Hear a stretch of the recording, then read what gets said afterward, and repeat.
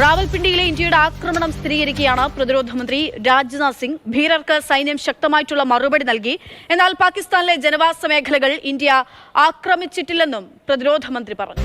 അനൂപ് ദാസ് വിവരങ്ങളുമായി തുടരുന്നുണ്ട്. അനൂപ്, നമ്മൾ ആദ്യഘട്ടത്തിൽ തന്നെ ഈ ഓപ്പറേഷൻ സിന്ദൂർ നടപ്പാക്കുന്നതിന് മുൻപ് പ്രധാനമന്ത്രി പറഞ്ഞത് ഭീകരർക്ക് നേരെയുള്ള ആക്രമണമാണ് നമ്മൾ നടക്കുന്നത്, ഭീകരരെ എവിടെ പോയാലും അവരെ കണ്ടുപിടിച്ച് ആക്രമിക്കുമെന്നുള്ളതായിരുന്നു പറഞ്ഞത്.